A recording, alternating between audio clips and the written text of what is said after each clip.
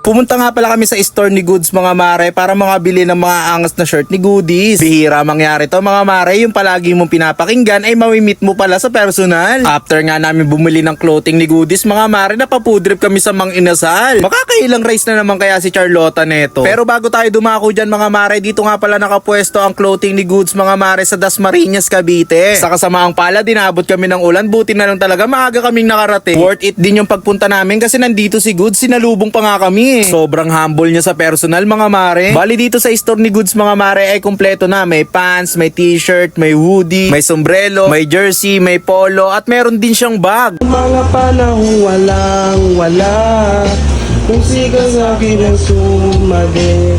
After ko nga mamili ng mga bibiling ko mga mare, ay nagpaalam na kagad kami kay Goodies after ng mahabang usapan. Syempre may kamayan pa yan. Sa mga gusto pumunta sa store ni Goods mga mare, search nyo lang sa Google Map ang Goods Clothing, Dasmariñas, Cavite. Fast forward tayo mga mare, nandito na nga pala kami sa Mang Inasal dahil gusto na namin pumudrip at mahaba-habang kainan na naman to. Dito nga sa part na to ay nakapila na si manager kasi alam niya, nasagot niya na naman ang kakainin ko.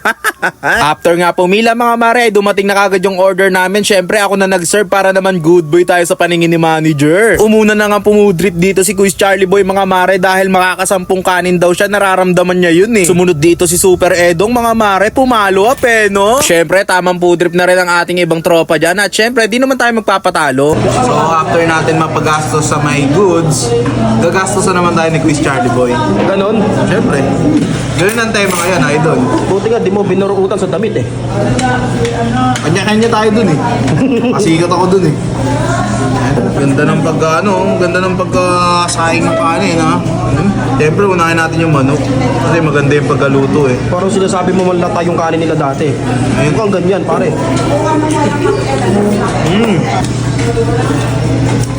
Ang suso mo dito.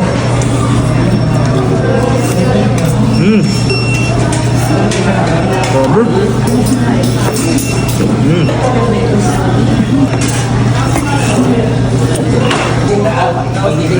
Patuloy pa lang.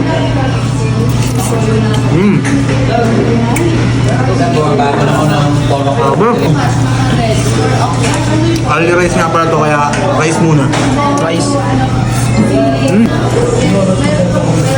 Dito. Wow.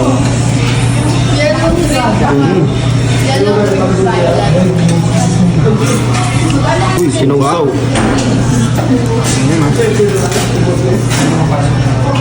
Sarap ha?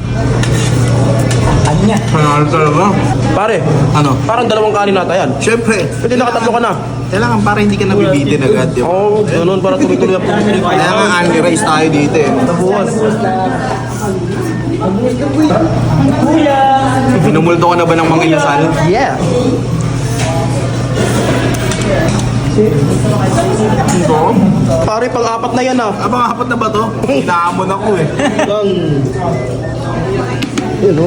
Ang ganda po sa akin. Nasaan yung panghilamos sa atin? Pagilamos. Grabe, pang-apat na yan pare ah.